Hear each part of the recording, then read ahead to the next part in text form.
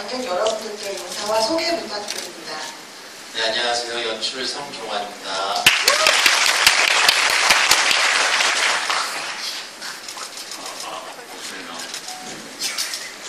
안녕하세요. 뮤지컬 베니싱에서 K 역할을 맡고 있는 이주광입니다. 안녕하세요. 김의신 역할의 배우 김도현입니다. 네, 안녕하세요. 명렬 역할을 맡은 기세중. 그럼 바로 질문 드리겠습니다. 처음 베니싱 대본을 읽어보고 김도현 배우님께서는 소재가 신선해서 그 신선함이 작품하고 잘 어우러지면 좋겠다. 이주광 배우님께서는 이를 어쩌지라는 반응을 주셨는데요. 각자 자신만의 의신, K 명렬이라는 캐릭터를 만들기 위해서 준비하신 것들이 있는지, 그리고 자신의 캐릭터를 연기하면서 가장 중요하게 생각하는 가치는 무엇이었는지 한 분씩 부탁드립니다. 네, 주광.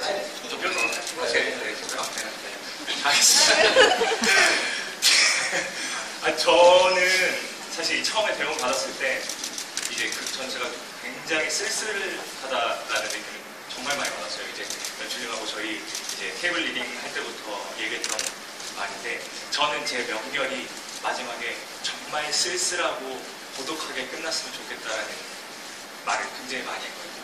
그래서 포커스를 그쪽으로 많이 맞췄고, 그러다 보니까 중간에 이제 제 캐릭터들이 하는 말들이나 그런 말들이 정말 진심으로 형을 좋아했고 진심으로 형을 존경했고, 근데 형의 모습에, 형이 변하는 모습에 나는 그걸 실망해서 나는 형을 존경했으니까 나는 그 자리에 가야지, 정말 순수한 캐릭터로 접근을 해야겠다는 생각을 좀 많이 했어요. 처음에 받았던 이미지죠. 이게 제일 큰 이미지였습니다. 네, 같이 죄송해요. 제가 좀 멍청해가지고. 가치는 한번 말씀하고 싶죠. 제가 처음에 대본을 처음 받았을 때 소재가 너무 신선해요 라고 얘기를 했었던 이유는 그냥 딱 하나입니다. 뱀파이어가 나오는데 뱀파이어 취급을 안 해주니까 그게 너무 신선했어요, 개인적으로. 그리고 연출님께도 초반에 제가 말씀을 드렸었던 부분 중에 하나가, 저는 이 작품이 개인적으로 이 세 가지는 되지 않았으면 좋겠다. 하나는 의학 드라마가 되지 않았으면 좋겠다. 또 하나는 호러물이 되지 않았으면 좋겠다. 또 이제 경성의 배경이다 보니까 또 하나는 역사극이 되지 않았으면 좋겠다. 네, 이 세 가지가 아닌 어떤 인간의 휴먼 드라마가 됐으면 좋겠다 라는 얘기로 이제 저의 생각을 시작했고요. 그러다 보니까 제가 계속 갖고 있었던 어떤 의신으로서의 흐름은 그냥 사랑하고 싸우고 이해하자, 이 세 가지만 정확히 지키면 소통할 수 있을 것이다 라고 보고 여기까지 온 것 같습니다. 네.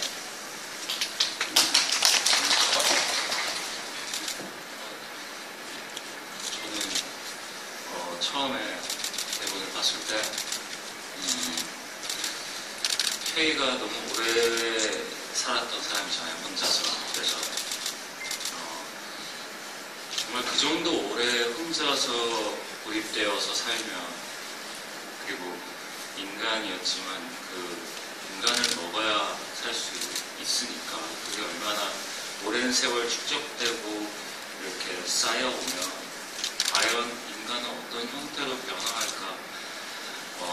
아예 정반대의 인격이 될까? 아니면 다시 그걸 어떤 한 부분을 유지하려고 할까? 되게 그런 부분을 많이 고민했고요. 그래서 표현하려면 어떻게 표현해야 될까? 되게 상투적인 어떤 이빨이 막 한번니가 나오고 눈이 빨개지고 막 이런, 처음 그렇게 하고 싶진 않았고, 그리고 병으로 인지하고 있는 의식과의 합에서 나 혼자 으르렁 대봤자 받아주는 사람이 이렇게 받아주니까 K 입장에서는 이게 너무 차이가 나도 언밸런스해지고 좀 뭔가 저 혼자 쇼하고 있는 느낌이 들지 않을까라는 생각이 들어서, 그 부분에 대해서 이렇게 밸런스 조절하는 게 제가 제일 고민했던 부분이에요.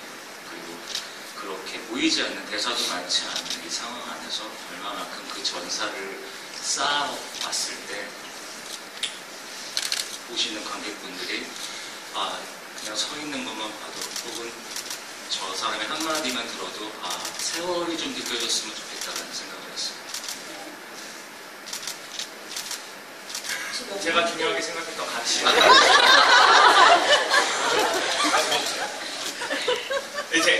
이게 급조한 게 아니라 생각했던 건데 확실하죠? 제가 근데 가치라는 말이 조금 모호하게 한데 한번 얘기해볼게요. 맞는 점부터 들어봐요.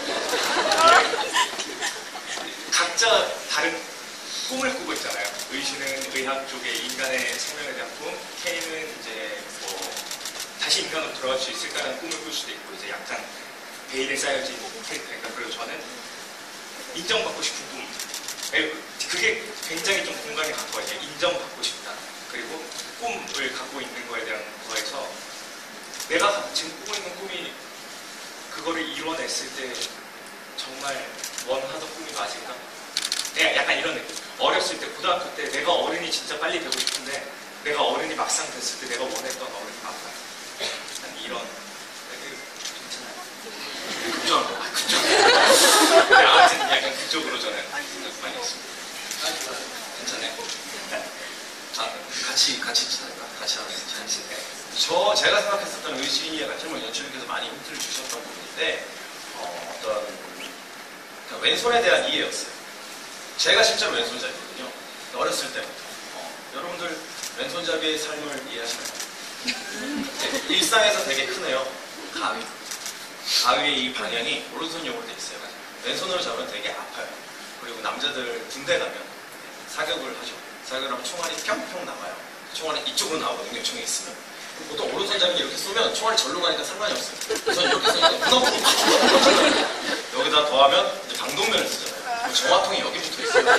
그러면 얼굴이 이렇게 돼요. 총알이 이렇게 나요. 이것이 다 모든 것이 오른손잡이용으로 되어 있기 때문에. 지금 우리 작품에서 왼손은 어떻게 보면 K겠죠. 저는 오른손의 끝에 가 있는 사람이겠죠. K가 저한테 마음을 여는 이유가 무엇일까? 그냥 내 카톡 파츠 자유롭게 잘 통하셔야 돼요. 자유롭게 통하셔야 된다. 집에서 빨리 오라고 그러는데. 네, 자유롭게 하셔야 되고요. 그런 부분이었었어요. K가 저한테 마음을 여는 힘이 뭘까? 여태까지 뭐 K들의 분석으로 의하면은 뭐 300년 이상 살았다라고 하는데 그동안 아무도 마음을 같이 공유하지 못했는데 의신에게 이렇게 큰 사랑을 주는 이유가 뭘까라고 한다면 의신이 차차 마음을 열게끔 하는 것이 아니라 그냥 한 방에 그 왼손을 이해할 수 있는 사람으로 다가가 주려고 했었던 것 같아요. 왼손에 대한 이해, 오른손 잡았어. 그런 거였었던 것 같아요. 그쪽 기억나시죠? 감사합니다. K의 가치, K는 정말로 어떤 정말 떨어져서 누가 소통하지 못한 채 계속 소멸해가는 몸은 남아있지만 계속 소멸해가는 삶을 살고 있어서 의신과의 처음 만남이 시작된 것부터 새로운 가치가 생기지 않았을까라는 생각이 들었어요. 누군가가 나타나서 영원히 살고 싶다는 생각보다 영원히 살고 있으니까 가장 아름다운 순간이 될 때 정말 내게 웃음을 잃었는데 웃음이라는 게 있고 가장 평범했던 가장 일상 안에서 가장 행복할 때 사라지고 싶다는 생각을 했어요. 나에게 보통은 나를 보자마자 도망치거나 해하려 하거나 여러 사람들을 불러서 곤란하게 하거나 그래왔다면 의신은 정말로 병으로 생각하고 나를 도와주려고 이름을 지어줬고 정말 이해하려고 다가와줬기 때문에 이 작품에서 표현하고자 하는 게 이해이기 때문에 K에게 당신을 이해하고 싶다라고 진심으로 다가왔기 때문에 그때부터 K는 모든 게 다 시작했다고 보시면 됩니다. 네, 그럼 캐릭터에 대해서 연출님께도 질문 드릴게요. 어떤 한 관객분께서 뱀파이어를 공포의 대상이 아니라 그동안 알려지지 않은 질환을 가진 환자로 접근한 부분이 신선해서 재밌게 보고 있다고. 뱀파이어는 오랜 세월을 살아오면서 고독하지만 남들보다 월등함을 갖추고 있는 게 흔히 알고 있는 뱀파이어의 이미지인데 K는 어리숙하고 세상 공부를 접하지 못한 늑대 소녀 같은 느낌입니다. 물론 약간의 능력은 있지만 그렇게 설정한 이유가 있을까요? 하고 질문 주셨습니다. 네, 저희 작품의 가장 핵심적인 부분을 봐주신 것 같아서 감사하고요.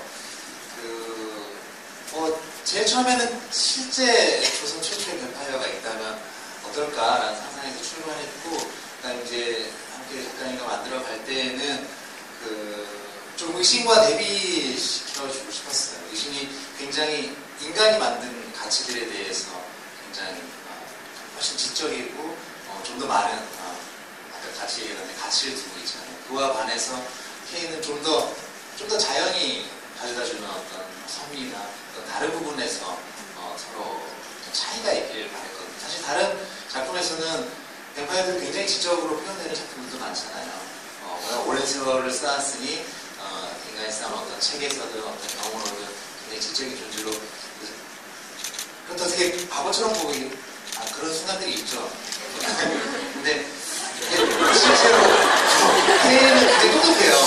근데 이걸 몰라서 막 그런 행동들을 하는 게 아니고 오히려 좀 더 인간의 감각과 인간의 감정이 아닌 쪽에서, 그래서 의심과 K에 조금 구분을 주는, 그래서 그 말이 되게 중요했던 것 같아요.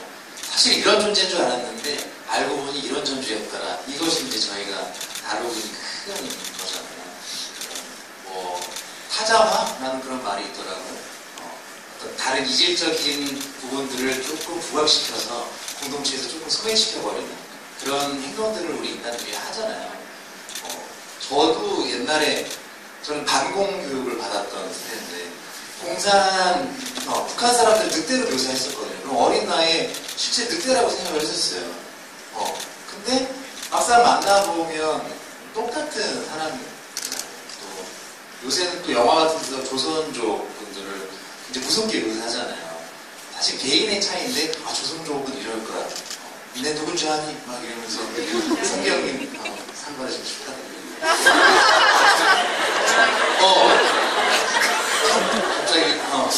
갑자기 그런 타자로 멀리 가지 않아도 예를 들어서 김도현 배우가 어때? 그러면은 그럼 직접 만나보면 되게 좋으신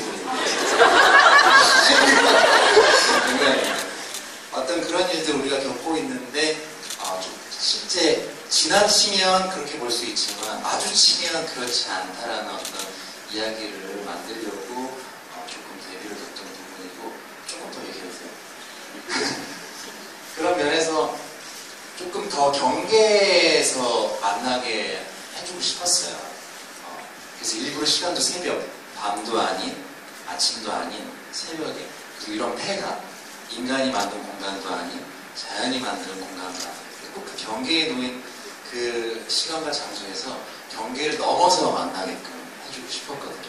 그래서 경계를 넘어서 손을 뻗고 터치를 하고, 그래서 공포의 대상이 아닌 어떤 면에서 되게 취약한 약자잖아요. 햇빛에 노출되어서 그리고 한 번의 터치와 내가 도와줄게라는 찰나의 한마디를 듣고 찾아갈 정도로 굉장히 결핍되어 있고 굉장히 억압되어 있는 그 존재들에 만나서 벌어지는 그 이야기, 되게 중요했던, 저와 작가님께 우리 팀에게 중요했던 내용인 것 같습니다.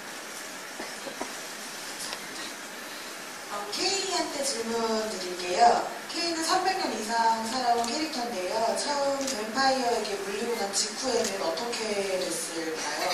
물린 후 K가 산속 폐가로 도망을 오게 된 그 과정이 궁금합니다. 일단 너무 오래돼서 기억이 잘 안 나요.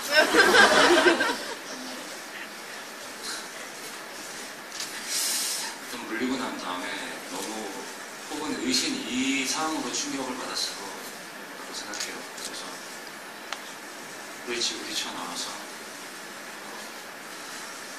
일단 가장 가까운 숨을 수 있는 곳으로 숨었을 텐데, 제가 생각했던 거는 그 근방에 어부의 집이었는데 그 어부가 저를 어떻게 자고 갈 수 있게 했는데 저도 모르게 정신을 차려보니까 그 어부를 흡혈을 했더라고요. 그래서 너무 충격적이어서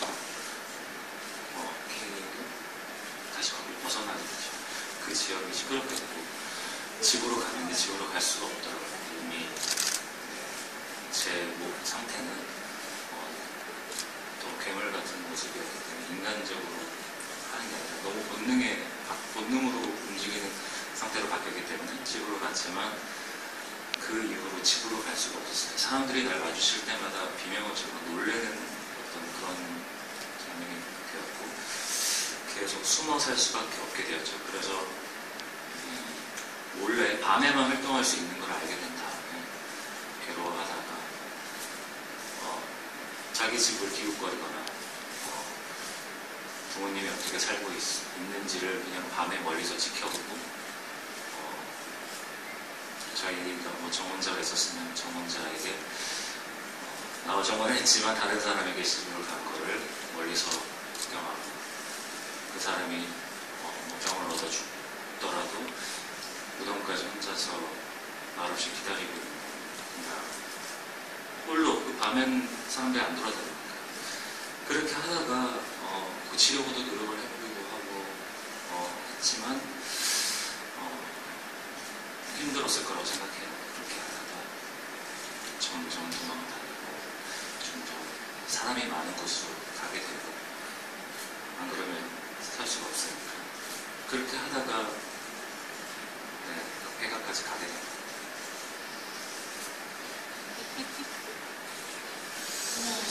네.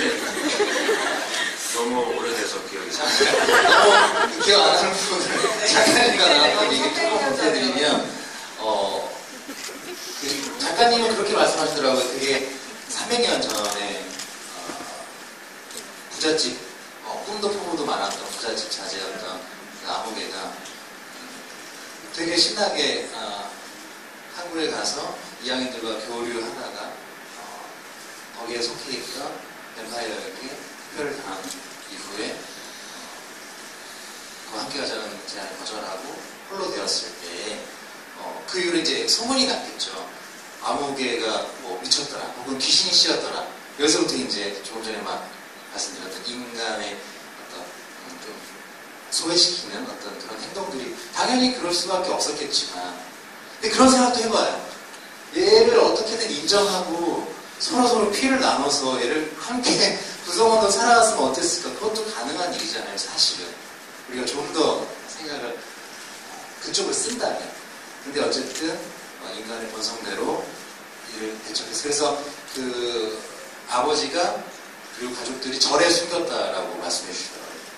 근데 어쨌든 거기서도 적응하지 못하고 뭔가 사건이 있었겠죠. 누군가 배신당하고 결국은 쫓겨서 그 사이에 부모도 내가 알았던 사람도 한 명씩 사라져갔겠죠.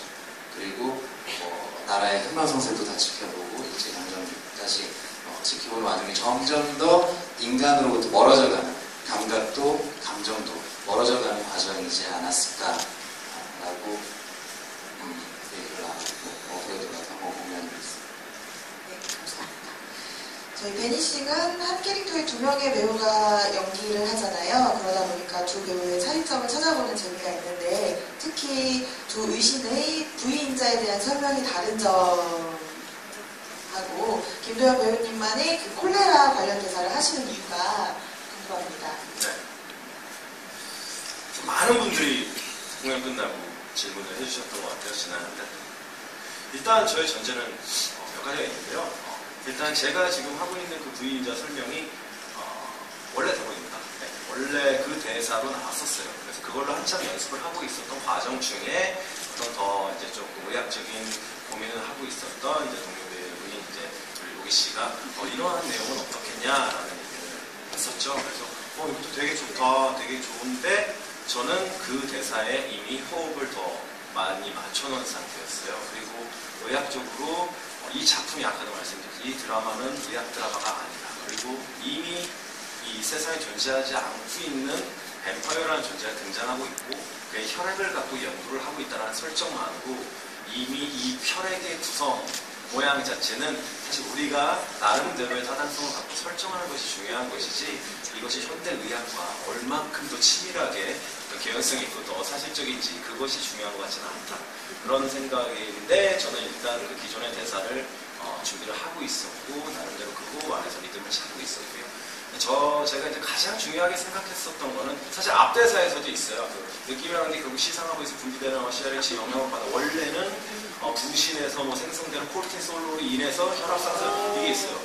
근데 저는 사실 그 내용은 여러분 말해도 몰라요. 사실 이런 사람들은 말해도 모르고 중요한 건 하여튼 어디서 분비되는 뭐 때문에 이게 심장박동이 증가되는 느낌일 뿐이다라는 거죠. 그럼 여기서 제가 배우로서 중요시하게 생각하는 거는 극적 라인입니다. 뭐뭐 하는 게 뭐뭐 해서 뭐뭐 하는데 그게 무슨 너무 작다. 나는 오늘 이거 할 거야. 제가 중요시하게 생각하는 건 뮤지컬 베네시. 뮤지컬 베네시에서 어느 정도 정보 선상까지 여러분과 소통을 하고 어느 정도 이론이면 여러분들이 납득해 줄 수 있는 범위 내에서 정보 전달이면 가능하다. 충분히 괜찮다라고 생각을 했거든요. 우리 학 드라마가 아니기 때문에. 그리고 우리 드라마는 휴머니즘이기 때문에 이 뮤지컬적인 어떤 리듬 이런 것을 찾는 것이 더 중요하다고 생각을 해서 그 부의인자에 대한 설명을 이제 그렇게 생각을 했었고요. 그리고 실제로 의사의 그 혈액 관련된 그 의사이신 분에게 직접 물어봤어요. 두 가지 다. 저희에 나오는 이게 말이 됩니까? 그러니까 뭐로 해도 말은 안 되는데 뭐로 해도 말이 이럴 일이 없는데 굳이 뭐 하겠다고 하면은 뭐 그래 뭐 둘 다 말은 되라고 일단 말씀을 들었기 때문에 이제 별로 문제는 없을 거라고 생각했고 어쨌든 제가 중요하게 생각했던 건 그 CRH 영향 그 대사도 그렇고 이 V인자도 그렇고 적혈구, 백혈구, 혈소판 적혈구, 백혈구, 혈소판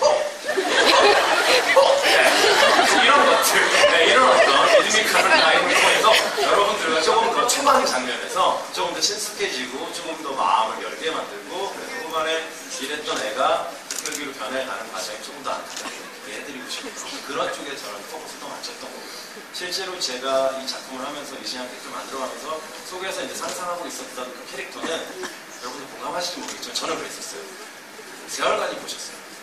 네, 세월간의 그 리더. 네, 저는 사실 그 아이, 그런 천재를 가슴속에 좀 담고 연기를 했어요. 물론 세월간이는 그 끝까지 해피엔딩으로 가지만 그 아이가 만약 흡혈가 된다면 어떤 모습이 나올까요? 네, 저는 뭐 제가 했던 거랑 크게 다르지 않을 거라면 약간 그런 느낌으로 좀 밝은 기운을 시작해서 점점 어두워가는 그런 거를 좀 포커스를 맞췄었고 그 콜레라 부분 같은 경우에는 되게 명확해요. 콜레라는 이제 제가 찾아온 그 내용이긴 한데 저희 부모님이 콜레라로 돌아가셨다고 했고 부모님이 콜레라로 돌아가셨는데 사람들이 귀신이네, 귀신이한테 한 병이네 이러면서 팥죽을 구슬했네 그러면서 처참하게 돌아가셨네 그런 유년 시절을 보냈던 아이가 부모님의 병에 대해서 정확하게 모를 리 없다라는 생각에서 근데 호열자를 저 사실 몰랐어요. 제가 무식해서 그런지 호열자 알았어? 호열자 알았어? 호열자가 아니라 콜레라 이게 무슨 얘기인지 잘 몰랐었어요. 사실 호열자가 아니라 콜레라가 뭐지?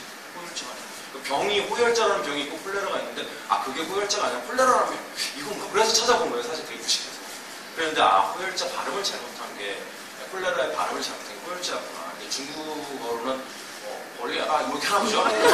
근데 한자에서 호열날이래요. 근데 그 날짜를 조선시대에서 우리나라에서 넘어오는데 그 날짜를 자자로 잘못 표기를 했대요.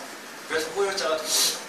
근데 사람들은 다 호열자 걸렸어요 이렇게 얘기를 하는데 저희 부모님도 당시 사람들은 호열자 걸렸다고 얘기를 했겠죠. 근데 그 병에 대해서 연구가 되면서 알아보는 과정 중에 호열자라는 것 자체가 잘못된 소리고 콜레라가 무슨 병인지 연구를 했겠죠. 그러면서 그 호열자라고 말하는 사람들한테 약간 민감하게 반응할 수 있을 거라고 생각을 했어요. 그리고 저처럼 저와 같은 지적 수준을 갖고 계신 분들한테 호열자가 아니라 콜레라를 설명해드리고 싶은 마음이 있었고 마치 자기들은 다 알고 있었다는 양처럼 이렇게 말씀하실 수도 있는데 그런 의도가 있었다는 건데 그렇게 말씀드리고 싶습니다. 어제 관객과의 대화를 보신 분이 계실지 모르겠지만 이런 식으로 이제 연습실에서 두 의신이 이렇게 설명을 하면 두 말이 다 맞는 거예요. 그러니까 도현이 형 하시는 그 의신을 보면 마치 인터넷 강의 듣는 것 같기도 하고 쏙쏙 뻑뻑 하면서 이게 잘 들어와서 아니, 일단 의사 선생님께서 둘 다 말은 안 된다고 하셨어요. 둘 다 말은 안 되는데 이렇게 하자면 둘 다 맞다 그렇게 해주셨기 때문에 큰 문제는 없죠. 네, 감사합니다. 네. 그 K가 처음 폐가에서 의신을 만나고 그날 밤 바로 의신을 찾아가잖아요. 의신을 찾아간 이유와 찾아갔을 때의 심정이 궁금합니다. 주임이 말씀하신 거와 최준인데 정말 오랜만에 누군가가 나만의 공간에 왔고 침범을 그런데 햇빛까지 비춰져서 내 몸이 했음에도 도저히 다가와서 제가 의사라고 지겠다고 하면서 제 몸에 터치까지 하는 그게 있을 수가 없는 건데 그게 너무 괴롭기도 하고 근데 여러 감정이에요. 그래서 저는 좀 그때 눈물이 나오더라고요. 이게 어쨌든 상처가 됐고 물리적인 상처로 나도 모르게 반응하는 효과가 눈물이라고 생각해요. 거기다가 방금 뭐지 하고 뭔가 정신을 차리기도 전에 뭔가 딱 지나가 버린 어떤 그런 온기 같은 게 느껴져요. 그래서 찾아버렸으니까 찾아가야겠다. 하지만 일단 내가 있는 곳을 알고 저 두 명이 누군지 모르지만 내가 있는 곳을 알고 있으니까 찾아가서 한번 들어보고 내가 듣고 싶은 그냥 죽여야겠다. 죽이러 간 거예요. 죽이러 갔다가 부모님 그래라 하나하나씩 자기에게서 꼭 고칠 수 있습니다라고 제 눈을 똑바로 쳐다보면서 또 저를 인간이라고 해줬기 때문에 그 알 수 없는 믿음과 기대감을 갖게 되고 비밀 연구가 시작된 거죠. 그러면서 의신은 확연히 없었던 거죠. 기회를 바라보면서. 질문이 있었어요. 이 장면에 대해 그 연출님과 기대중 배우님의 의견도 궁금합니다. 연출님 먼저 말씀해 주시겠어요? 네, 어제 윤규 배우님도 말씀을 해주셨고, 사실은 명렬이 의신과 이제 그 긴 관계 속에서 어릴 때는 굉장히 그 유년 시절에 대해서도 이야기를 좀 나누는데 굉장히 형을 잘 따랐고 사실은 의신의 의학 공부도 명렬의 집안에 의해서 명렬의 많은 도움으로 이루어지고 있고 첫 장면의 이 시체 자체도 명렬에 의해서 명렬의 도움으로 많은 부분을 사실 명렬이 의신에게 도움을 주고 따르면서 하지만 사실은 명렬도 하나의 독립된 존재로서 어느 순간 나도 이렇게 아까 가치에 대해서 설명했을 때 저는 아주 굉장히 인상 있게 잘 들었는데 내가 어른이 되면 이런 어른이 되고 싶어. 근데 막상 됐을 때 뭔가 결핍되어 있는 뭔가 채워지지 않는 어떤 그런 갈망들 그런 것들이 시작되는 순간이 있었을 것 같아요. 근데 저는 그 시점이 그게 시작되기 이전으로 봤고 그래서 처음에 물론 관객분들이 굉장히 명렬의 의신한테 살갑게 굴고 다정하게 굴고 하는 그 순간에도 저는 이미 욕망이 시작된 상황에서 벌어진 시작된 상황으로 보고 있었거든요. 이렇게 배우들에게 이야기를 나누었고 근데 그래서 거기서 이제 물론 표현을 할 때 그런 것들을 가지고 가는 것과 또 그냥 안에 갖고서 또 하는 것과 그거는 이제 배우들의 선택이었는데 이미 욕망은 그게 시작되기 전에 싹이 트고 있었고 그것이 어떤 일련의 사건들에 의해서 점점 증폭되는 그 과정이었거든요. 그러면서 나에게 주어진 욕망 첫 번째 명령의 솔로에서 이미 그 고백을 하며 주어진 운명인가요? 나에게로 떠난 일. 그 뒤로부터 해서 사실은 어떤 의도가 사실 조금씩 섞여 있는 거죠.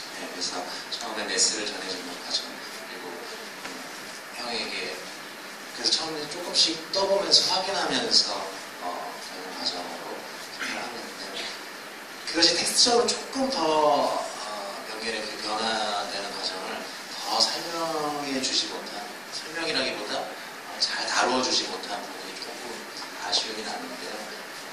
그 부분 너무 이제 배우분들이 잘 표현을 해주셔서 그래도 참 감사하게 생각하고 우리가 다음에 조금 더 아주 섬세하게 다뤄보는 기준 배우님은 어떤 의견을 갖고 계신지 일단 그냥 그 질문에 대한 답변은 그냥 의신이 형이 어떻게 할지가 궁금했어요. 이 말을 했을 때. 왜냐면 사실은 그 전에 계속 명렬이가 약간 조금 은어지만 약간 2주 간다고. 많이 오네. 아, 그래요? 많이 오네. 그러면은 뭐 대체 될 만한 거 있나요? 떠본다? 떠본다. 약간 떠보는 판을 깐다고 그것도 판을 깔잖아요. 그렇지, 약간 판을 깐다 했지. 판을 깐다. 약간 명렬이가 의신이 형의 말로 인해서 감히 나를 약간 이렇게 돼가지고 이제 소문을 이건 제 질문인데 그냥 소문에 대해서 어떻게 해서 그 판을 깔고 그 전에는 명렬이가 했지만 내가 이거를 판을 깔고 던져줬을 때 의신이 형이 어떻게 행동하는지를 보면 제가 여태까지 한 거에 대한 정리가 될 것 같은 느낌이 있는 거예요. 그래서 형 밖에 경찰들이 왔어. 내가 나 때문에 온 거지만 형 도망쳐야 돼. 어떻게 할 거야? 그러니까 뭐 아니면은 형이 살인 사건에 범인으로 몰렸대. 미안 나 때문이야. 어떻게 할 거야? 근데 도망쳤어. 그러면 답은 거의 나오는 거죠. 그러니까 그거를 저는 듣고 싶었던 것 같아요. 그래서 목소리는 밖에서 안 보이지만 이게 안 보이시면 형 어떻게 해? 왜 이럴 것 같으면 밖에서 되게 온화하게 할 거 아니야.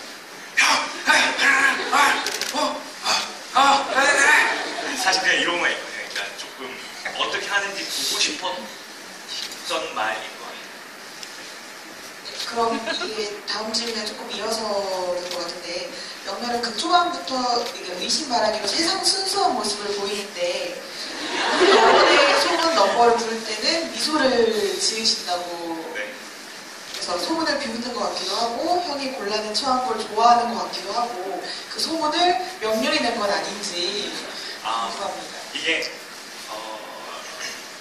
공연 때마다 살짝씩 달라요. 이걸 똑같이 정해놓지는 않았거든요. 제가 소문을 냈다.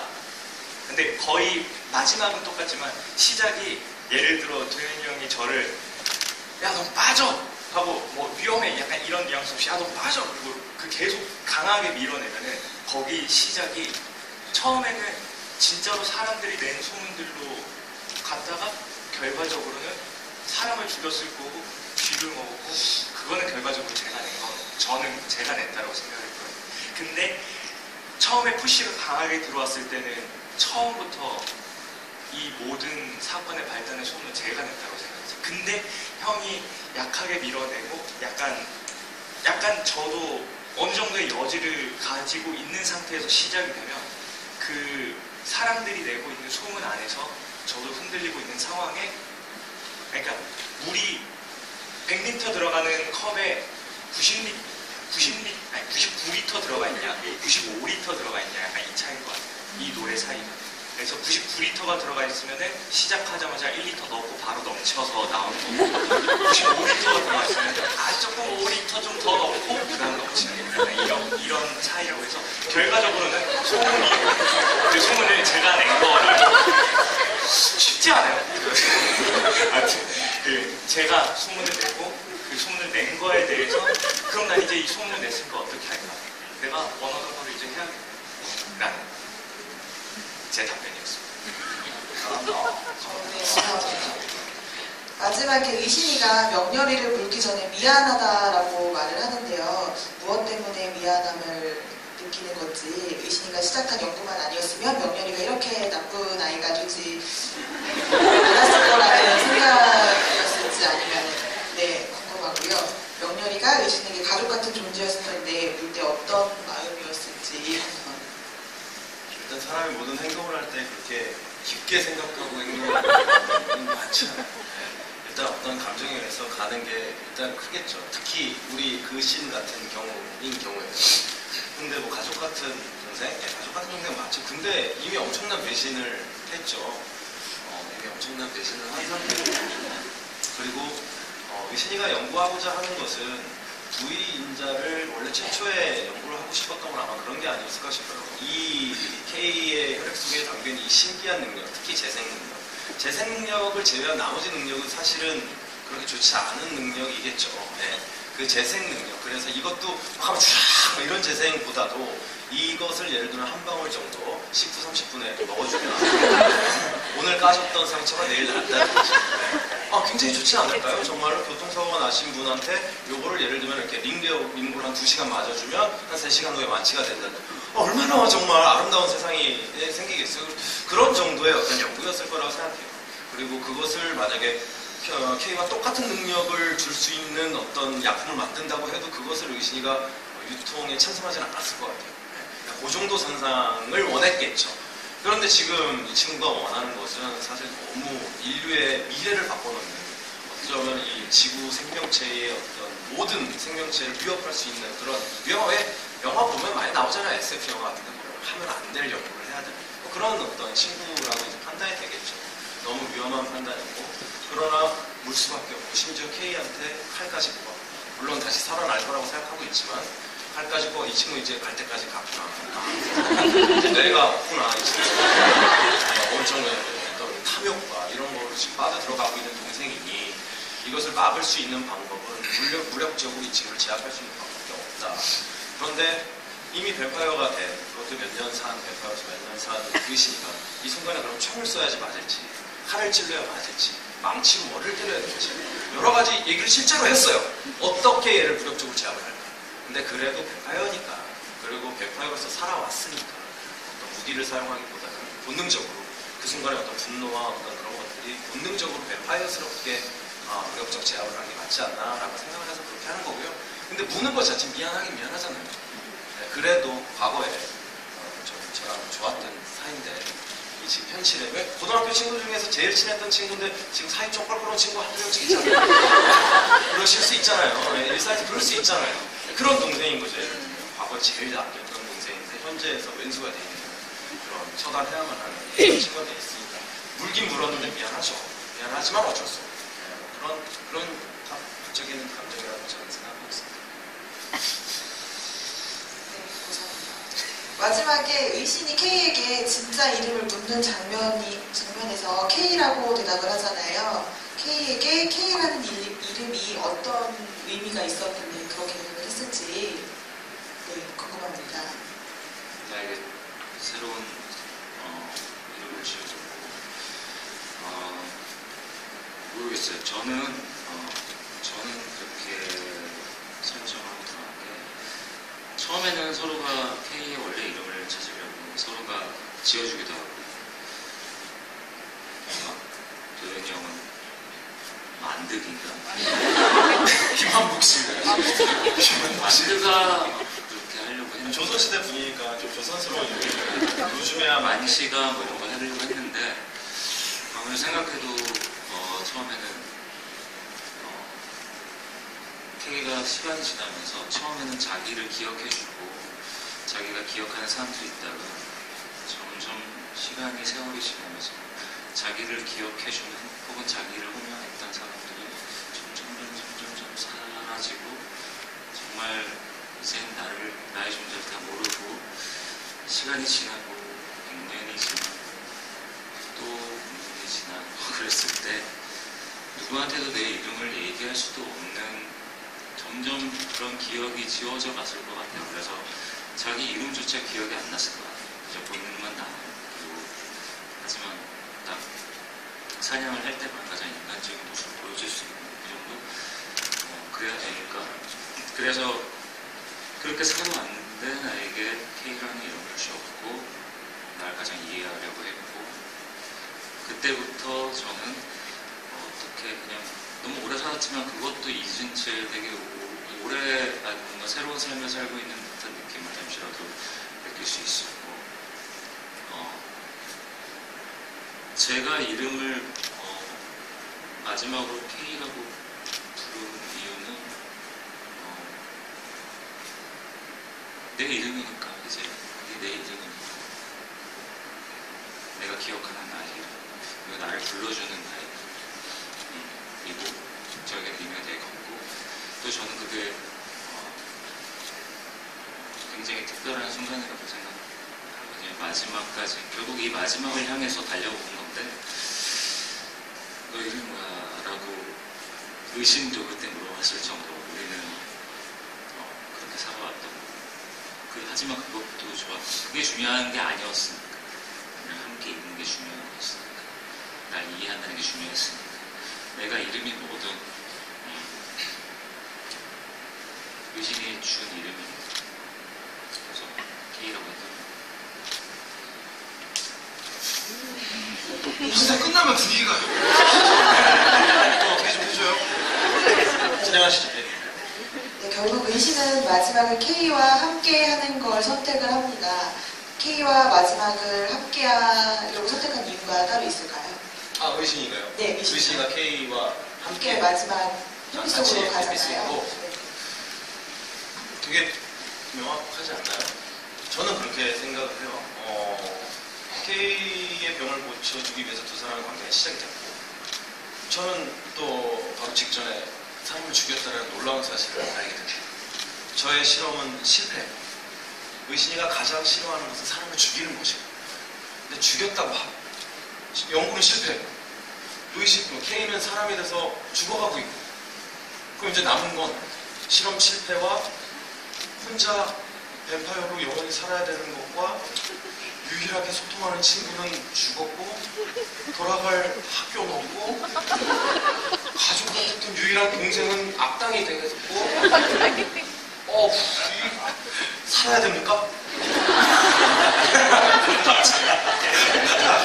그냥 정서적으로 그렇다는 거죠. 그리고 이제 마지막에 함께 햇빛을 먹고 싶다라는 어떤 이상을 같이 갖고 있었고 이 친구는 이제 사람이 돼서 죽어가고 있고 내가 구축해주지 않으면 햇빛을 두 번 다시 볼 수 없을 것이고 의사로서 최초에 시작했었던 것이 모르겠어? 네가 뭐 햇빛 쪽으로 돌아갈 수 있다고 라는 얘기를 했는데 지금 볼 수 있는 시간이 몇 초 안 남아있죠. 그걸 제가 구축해서 햇빛 속으로 가면 전 죽겠죠. 전 죽겠지만 의사로서 적어도 이거 하고 죽으면 몇 명 좀 전에 물어 죽인 거 마음 심적으로 그렇죠. 그럴 수 있고 내가 설사 살아남는 들 의미도 없고 죽을 거면 좀 가치 있게 의미 있게 이 친구의 소원, 내 환자였던 나의 친구였던 이 사람의 어떤 꿈만큼은 이루어주고 싶다라는 어떤 그런 게 있지 않을까요? 근데 연출님은 뭐 안 죽었을 수도 있다는 영혼을 자꾸 남기고 싶어 하세요. 싶어 하시는데 그거는 이제 아무도 그렇게 보지 않을 거예요. 우리의 바람으로 커튼콜 때 제가 살아있잖아요, 사실. 그거 정도로. 네. 뭐 그런 느낌으로 저는 뭐 그렇게 K와의 최고를 가지 않은 것 같아요. 이거에 대한 연출이 의견 있으신가요? 안 죽었다고 생각하시나요? 아 그냥 뭐 저는 객석에서 모니터 할 때 그런 상상들을 해본다는 거죠. 네.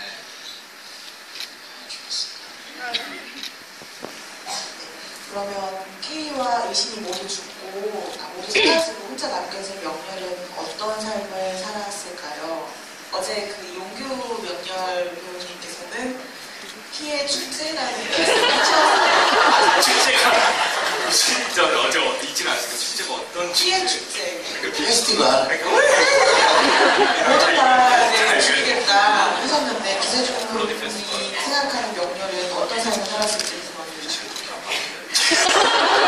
용병의 생각보다 무서워요. 네, 저는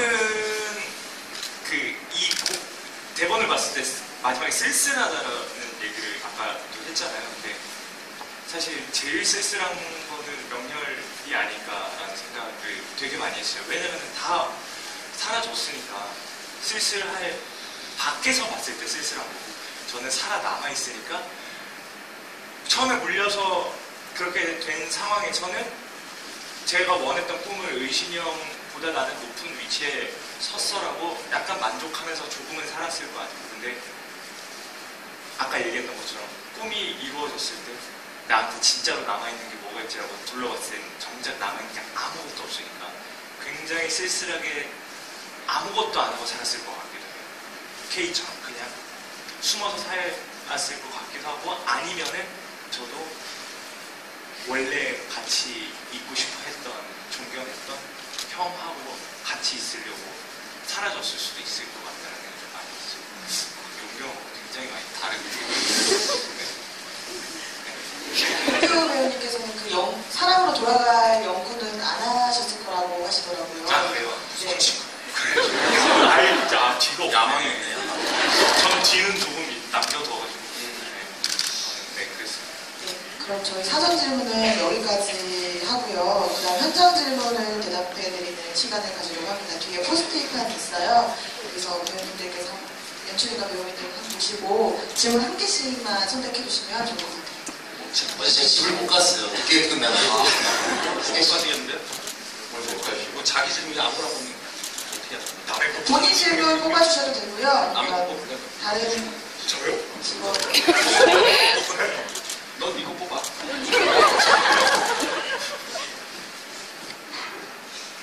이거 아까 나왔다. 이거 아까 나왔어.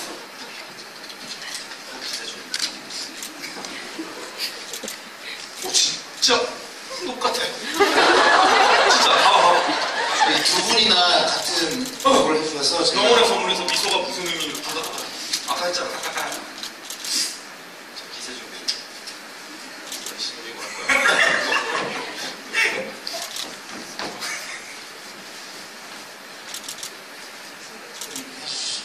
두 분이나 같은 질문. 네, 선택하셨으면 하나씩 읽고 대답해 주시면 좋을 것 같아요. 하라고요, 지금. 김도현 배우님 입체의 비밀 랩 버전 해주세요.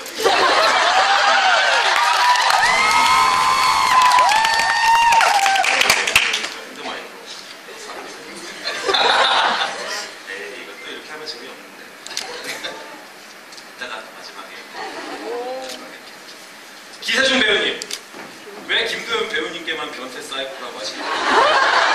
그러니까 약간 아까 형이 얘기했던 그 뮤지컬 안에서의 흐름에 약간 좀 하는 것 같아요. 형이 그 전에 굉장히 이걸 막 잘 타서 나는 막 뭐 그거 하잖아요. 그러니까 사실 저도 이거 처음에 생각하고 연습실에서 한 게 아니라 뭐 어쩌고 뭐 뭔가 빠진 느낌이 들어서 뭐 이렇게 사이코 약간 이렇게 처음에 나왔거든요. 근데 저한테 봤을 때는 제 기준으로 변태, 사이코라는 말이 물론 안 좋은 뜻도 있는데 이걸 좋게 생각하면 굉장히 좋은 말이거든요. 예를 들어 배우한테 야, 쟤 정말 진짜 사이코 같아라고 하는 말은 저는 되게 좋은 말이라고 생각합니다. 무대 위에서 네. 그래서 약간 사이코 같다. 무대 위에서 정말 미친 척하고 놀 수 있는 배우다라고 생각해서 저는 좀 좋은 말로 아니요, 재밌으세요. 그냥 우리 살이만 멀어질 뿐이지. 왜 자꾸만 들려주나? 하나씩 기세준 배우님 마지막 햇빛 들어올 때 사라지는 것들도 소원 닿았다가 바로 끌어안는 이유는 뭐고 왜 그렇게 표현하셨나요? 마지막 모습이잖아요. 이 공연의 마지막 모습이라 마지막까지 남아있는 사람의 정말 쓸쓸한 모습을 보여주고 싶었어요. 그래서 이제 나가서 으아 이게 그래서 햇빛이 오는데 정말 살짝 손톱만 그래서 아이씨 아파 하고 언제 저 맨 마지막 진짜 나 가고 나서 형 이거 옷 벗고 나가고 나서 오, 너 되게 고급 연기한다. 나도 이거 하얀 나도 할 거야. 형 왜 내가 그런 거 같지? 전 이거 하나 가져왔어요. 기세종 배우님께 의상팀이랑 저희 항상 죄송한 존재죠. 바지와 옷을 하루에 한 번씩 터뜨려요. 진짜. 여기 뭐 걸어놓은 거 있는데 오늘도 찢어져가지고 이거 나오고 첫 공땐 바지 터지고 끝나고 맛있는 거 사드리고 항상 고마운 존재입니다. 아직 안 가셨겠죠? 감사해요. 중에 뭐 하지? 안녕하세요. 몇 개 하는 걸로? 한 개. 하나씩? 두 개 해주셔도 돼요. 주방에게 주스를 K에게 축배죠. 마실 수 없는 축배. K는 마실 수 없는 축배. 알코올로 설정이 되어 있어서 K는 P 이외에는 먹을 수 없습니다. 그리고 아까 비슷한 거 있는데 연습하는 거냐고 그 흘리는 거를 그거 집에서 연습할 수가 없어요. 그래서 네, 그냥 했습니다. 햇빛 속으로 리프라이저에서 K는 왜 그렇게 슬퍼 보일까요? 분명 사라지고 싶어 했는데 의신에게 정이 든 걸까요?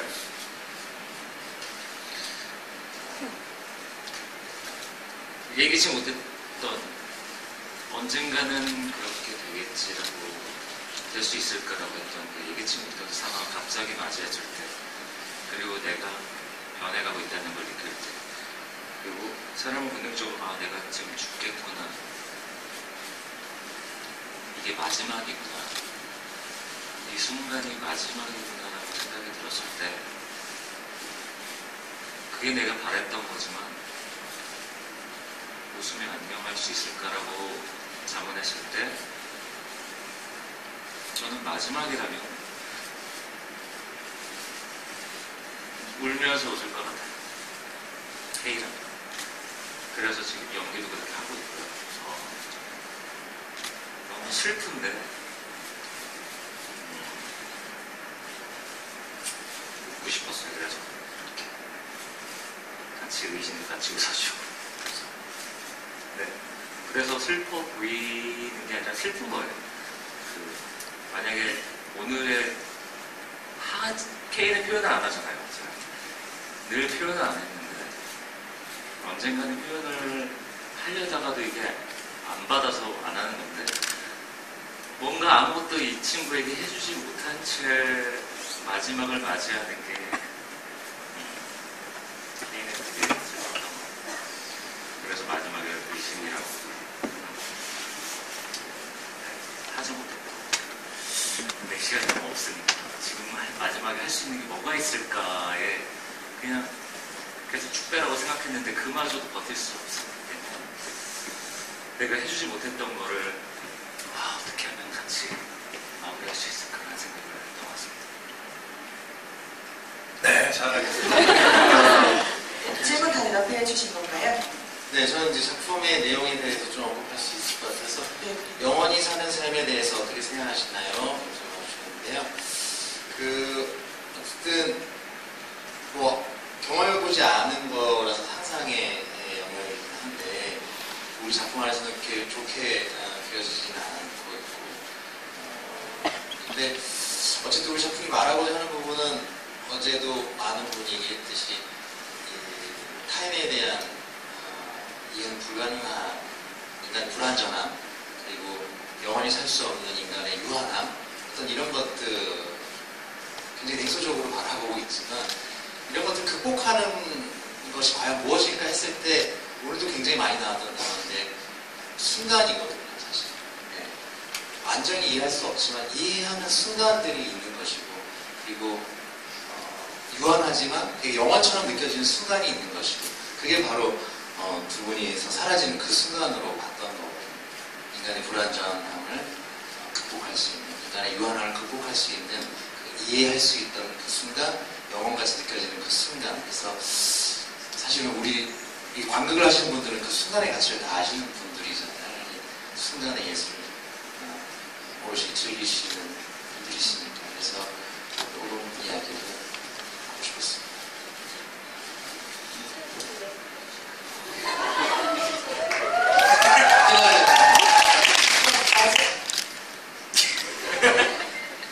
마지막으로 관객 여러분들께 짧게 한마디씩 하고, 네, 마무리를 알겠습니다.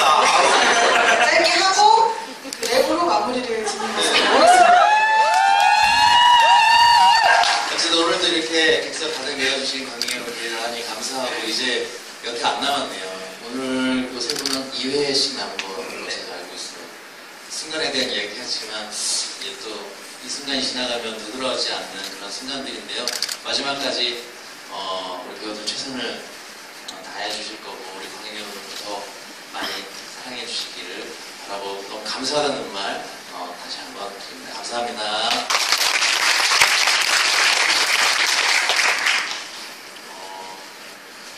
정말 어느덧 이제 정말 몇 개가 안 남았어요. 그래서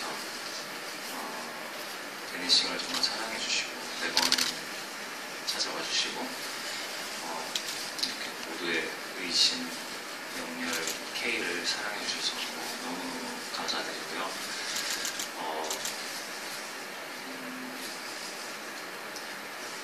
정말 고맙습니다. 그리고 이 마음들을 끝나는 날까지 때까지 열심히 저희 K를 하겠고요. 베니싱이 끝나더라도 오랫동안 이 시선들 그리고 이 웃음들 이 모든 카메라 소리까지도 다 오래도록 기억하고 살도록 하겠습니다. 감사합니다. 기대주는 분 먼저 해주시죠.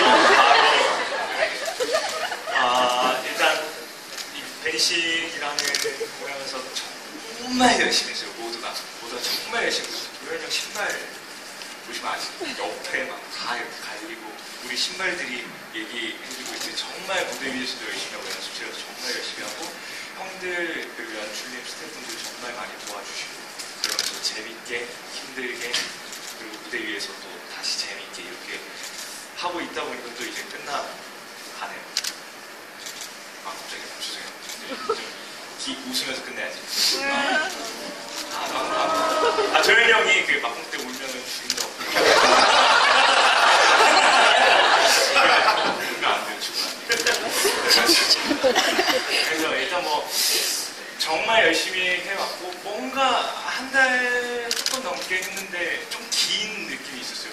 정말 많이 생각하고 공연이 끝나고도 생각해야 되고 공연 시작 전에도 계속 생각을 하고 있다 보니까 이제 아무튼 그냥 너무 열심히 했습니다. 그리고 많이 도와주셔서 정말 감사하고 모든 분들 감사하고요. 그리고 찾아와 주신 권영이 형 진짜 제일 감사드립니다.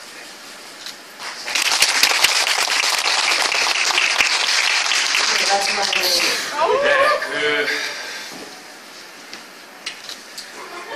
저희 좀 많이 힘들고 열심히 했어요. 네. 근데 줄림 포함 작가님, 작곡가님, 우리 저 뒤에 스태프, 우리 무대 감독님, 분장팀, 의상팀까지 정말 한 4주라는 시간 동안 포기하지 않고 계속 열심히 했거든요. 한번 열심히 하다가 이제 공연 올라오면 보통 손 놓는데 저희 진짜 지난주까지도 되게 열심히 계속 이렇게 해왔거든요. 그렇게 해오면서 뭔가 여러분들한테 조금씩 더 큰 사랑을 받고 있다라는 느낌을 받은 굉장히 신기한 경험이었어요. 그래서 너무 그 점에 대해서 일단 너무너무 감사드린다는 말씀을 꼭 하고 싶고요. 그리고 여러분도 아시다시피 저라는 배우가 일반적인 보통의 남성들보다 키가 크지도 않고 별로 뛰어난 지능을 갖고 있지도 않고 그렇게 부리부리한 콧날과 매서운 눈빛을 갖고 있지도 않아요. 그냥 일반적인 사람이죠. 우리 주변에서 흔히 볼 수 있는 그런 해외 일반 중국 하면 열대 명 있으면 그럴 법한 사람이 무대 위에서 판타지를 한번 만들어 보겠다고 10수년을 이루고 있습니다. 극장에 와서 아이라인을 칠하고 머리를 우리 의상 분장 선생님이 만져주시고 의상 선생님이 드라이를 마친 옷을 입혀주시면 그때서야 조금 자신감이 생기고 마지막에 이 굽이 있는 구두를 신어서야 비로소 여러분 앞에 설 수 있는 최소한의 준비가 되는 비주얼을 장착을 하게 됩니다. 네, 이런 그냥 평범한 조건의 남자가 한 20년 가까이 여러분들한테 나름의 판타지를 보여드리려고 최선을 다하고 있고요. 이제 40 됐습니다. 네, 제 인생의 1막 끝났다고 생각하고 있습니다. 참고로 제 인생은 4막까지 있고요. 아주 많이 남았기 때문에 여러분들 끝까지 저 응원해주세요. 저의 꿈은 흥행배우입니다. 정말 흥행을 이끌 수 있는 좋은 전 국민들한테 인정받는 배우가 되도록 최선을 다하겠습니다. 네, 감사합니다.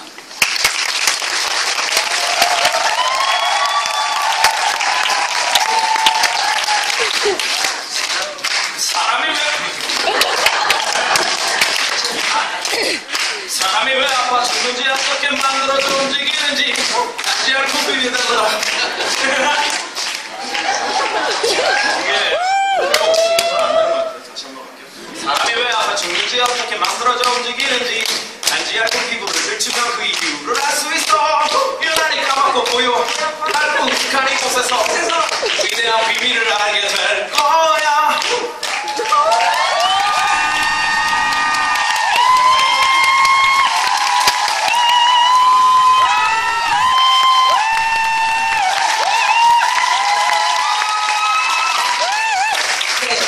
이것으로 저희 베니싱 번째 시간도 마치도록 하겠습니다. 네. 남은 매니싱 마지막까지 응원 부탁드리고요. 조심히 돌아가세요. 감사합니다.